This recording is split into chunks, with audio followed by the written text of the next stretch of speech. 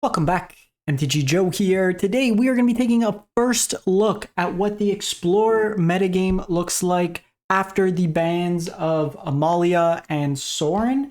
So we saw quite a bit of shakeup. Two of the top three decks in the format have since been neutered. The best cards in the deck, the enablers of the deck, have pushed those decks out. So we're going to take a look at some early data as well as some MTGO League and just events right now. There's still fairly new. This is a fairly big shakeup when you're taking two, it's like 40-50% of the meta in terms of those two decks. Banning them, you're going to see a shakeup. It's going to take some time as people explore the new stuff. So with this video, focus less on the win rates. The data itself, we're still getting blended with some of the older formats. So again, I pulled out decks that are showing up in terms of results right now, but focus less on the win rates right now. These are all just viable decks in terms of things people are playing. So we're going to jump into it. I'll paste all the deck lists, links with timestamps. If you want to use Untapped, what we're going to be using for a portion of the data, the link for Untapped is in the video description as well. So again, don't worry so much on popularity of the day. Phoenix is going to be probably one of the most popular decks. Anecdotal, the Golgari Food combo decks are picking up in terms of popularity as well. So those are decks that you're going to see some number of. With the control decks right now, I'm not going to feature one this week necessarily. It's still a little early. I want to see. I haven't found like a great one just yet. If you're very much into, you want to find a control deck, let me know in the comments. I'll do some more digging, but there's a bunch of like 4-2, 5-2 lists that are fine, but not like great in terms of the MTGO stats. But let's jump into it. Phoenix, Zori's Control Food, Mono Black Waste Not, played a lot. The deck's got like a 53% win rate, like 44% for the day. It's not a good deck. Stop playing it. Wasn't a good deck before, isn't a good deck now. But people just love that deck. So Diamond and Mythic rank, I'm just going to focus on 3 decks from Untapped, and then we'll go to the league stats. So again, don't focus so much on the win rate, but Mono Green Devotion will kind of surmount as one of the better decks of the format. Just Nykthos continues to be an incredibly powerful card, pairing with Leyline of the Guild Pact to generate a huge amount of mana as early as turn 2. Kiora draws you cards, Ocaster Trailblazer draws you cards, Kiora untap tap shenanigans. Basically, you want to generate a whole bunch of mana, storm the festival multiple times, get Uvenwald Oddity, flip it, and then give your team haste and kind of beat your opponent that way there.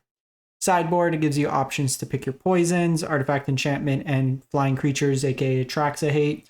Tail Swipe, fight spell. You might see less Tail Swipe. This was a card that was for Amalia deck predominantly, but can be useful in just kind of creature mirrors. Stonebrain in here. So this is for combos, Unlicensed Source for Graveyard Hate, Bailiff for discard decks. Sky Sovereign is just removal for kind of smaller creature decks, and Emrakul, the Promise End. In the mid-range battles, you take over your opponent's turn. We then go to Izzet Phoenix. So this is probably the de facto best deck in the format. It was one of the top 3. Heavily kind of discussed that Treasure Cruise might see a ban, but Phoenix deck is very efficient, very consistent, somewhat difficult to play. You do need your reps to become efficient with it, but core of the deck is to get Phoenix into your graveyard through things like Ledger Shredder, Picklock Prankster, discard of Lightning Axe, Surveil type effects, cast a bunch of draw effects, looting effects, and get Phoenix back from the graveyard over and over again. You have kind of the fair plan of Proph's Eidetic Memory that draws you cards. Whenever you draw cards, you put counters, so you can just beat down with like big Picklock Pranksters with Vigilance, Shredder, stuff like that. Sideboard gives you access to just various removal effects. Interaction on the stack with Aether Gust, change the equation, negate. You can shift post board when your opponent's likely going to be anticipating bringing in more graveyard hate. It's a Young Pyromancer Crackling Drake package. Ashiok for kind of the mirror now. It was very good against Amalia, less useful now since that's gone, but Collected Company style decks. And then Brotherhood's End and Mystical Dispute. So sweepers and then more counters. Now, the new combo deck of the format, there's a couple different variations. We'll cover one here. This is Golgari Food. So how it works is Yurga, Eater of All, makes all your other creatures food. So if you have a Cauldron Familiar on the battlefield, Cauldron Familiar in the graveyard, because they're also food, you can keep sacking them to each other to bring them back, creating an infinite loop to drain your opponent out. So there's that win there. You have like your general food package, which is Oven, Deadly Dispute, Trail of Crumbs for card advantage. You have Scavenger's Talent that gives you extra food, could mill, so you can either mill your opponent or mill yourself into the combo. And then you can also reanimate your Yurgas with the last mode. Gilded Goose also could ramp you, but plays nicely with Trail of Crumbs. Thorn Vault Forager as another way to kind of ramp up ahead. You can find other squirrels. The squirrel component's less relevant. It's just another mana dork that can also double ramp you. Vine Reaper Mentor, just 3/2 that makes 2 foods effectively. So there's that kind of combo. Pick your poison, as we mentioned. Thoughtseize for hand hate into the control kind of sweeper matchups. Dampening Sphere for graveyard hate, or sorry, not graveyard. Dampening Sphere for Nykthos, stuff like that. What I would say, these Night of Dust Shadows can come out, instead play Unlicensed Hearse. Similar with Blot Out, you can probably just play like Fatal Push. Oh, you already have your Fatal Push. You can play like just whatever removal you want in lieu of this. Go for the Throat, Shieldred's Edict, stuff like that. Just something to deal with like bigger creatures. This was in for Amalia at the time. Then we're going to look at some lists. So this one went 9-1 from JTech in the MTGO Pioneer Challenge. They won it. So it's a Pioneer variant of the kind of Nissa lands combo. So you have Nissa here that we've seen in Standard, generates you a bunch of mana. You have Omnath in here that can also generate you mana, gain you life. Lotus Cobra, whenever a line comes into play, you get mana. So you have kind of 7 of these lines come into play, get you mana. So you're playing those with the various kind of like Broker's Hideouts, New Capenna, Sack lines. So you're playing a bunch of those. You have World Soul's Rage that can get them back. Split Unking in here. So a bunch of value from that side. Ancient Cornucopia helps you ramp. Escape the Wilds lets you play multiple lines per turn. And then just kind of like Annie's Joins Up, Leyline Binding, just a lot of kind of these domain style effects. Tracks on the top end, Kenrith could reanimate stuff, and then Lumra could bring back a bunch of lines as well. So it lets you kind of combo through, generate a whole bunch of mana, and then either burn them out. You have Zakama that you can tap on tap lines, and then burn them out that way there. So a lot of cool stuff happening in this deck here. The mana base is actually like super budgety friendly too, which is kind of nice to see. It's a Yorion deck. You got Cavern for Encounterable. You can name like Elf or Elemental. What is Lumra? Elemental. So you can name Elemental, which is really nice in that case. Hand hate, like counters, Furl back for Artifact Enchantment, Graveyard Hate, and he joins up. Another way to deal with like Shieldred, stuff like that. Various removal effects. Beza for the more aggressive matchups can gain you life, kind of settle you. Hellish Norn for like mono green devotion, stuff like that. And Deafening Silence, very useful against Phoenix. We then go to a version of green-white collected company. So kind of a hate bearer style deck. Archon of Mirror, or sorry, Anointed Pace Keeper taxes your opponent. Archon of Emiria says Phoenix doesn't get to play more spells per turn. Haven Interrupter as a way to kind of, exile Supreme Verdict, exile any kind of spell on the stack. Thalia for tax, Lead Spellbinder for tax. Llanowar Elf just helps you ramp along with Elvish Mystic. Kellen could be some card advantage. Skyclave Apparition as removal. First time I've ever seen Trostani 3 Whispers in a deck. Fairly strong card when you look at it. Like, its core, it's a 3 mana 4/4. It's Death Touch on the turn, gets Vigilance. Target creature gets Death Touch. Target creature gets Vigilance. Target creature gains Double Strike. So really nice mana sink as well. Werewolf Pack Leader is another way to get some card advantage. Coco and Emiria's Call kind of wrap it up. And then just more tax effects in various ways. Kayla's Reconstruction for the grindier matchups. Knockout Blow for the red-based aggro. Just removal. Graveyard Hate. Sarah Paragon again for the grindier matchups. Where Fox Bodyguard can be removal that you can Coco into. And then Dampening Sphere for Nykthos decks. Then we go to, this one was from Lavunga 21. They won the Pioneer Challenge 8-1 with basically Rakdos Sack Splash Yurga combo. So again, just another deck that's looking to use the Blood Tithe Harvester. So your traditional sack deck, Mayhem Devil, stuff like that, with Yurga in here for the backdoor combo.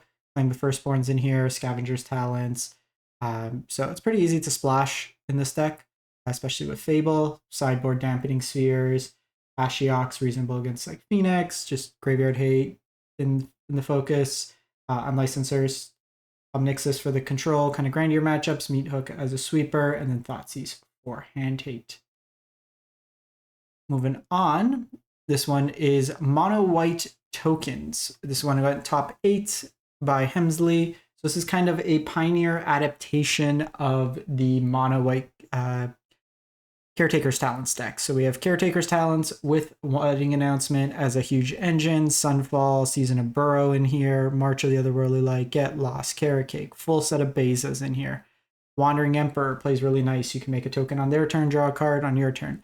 And then we did get Elspeth Sun's Champion as the Critter special guest. So it's you have to craft it with I believe a Mythic, if I'm not mistaken, but it is something that's craftable. Then just a lot of utility lines, Demolition Field, Phantom Port, Field of Ruin, Westvale Abbey, kind of just grind them out, token control.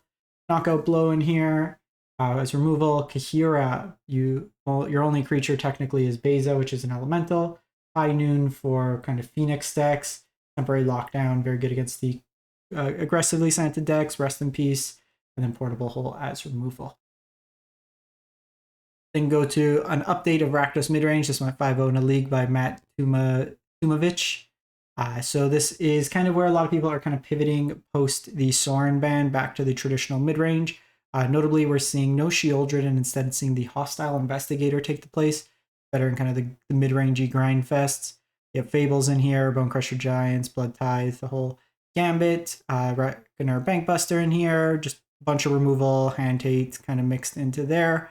In terms of utility lands, so we don't have Urborg, so just play basic Swamp, play another Blackleaf Cliffs.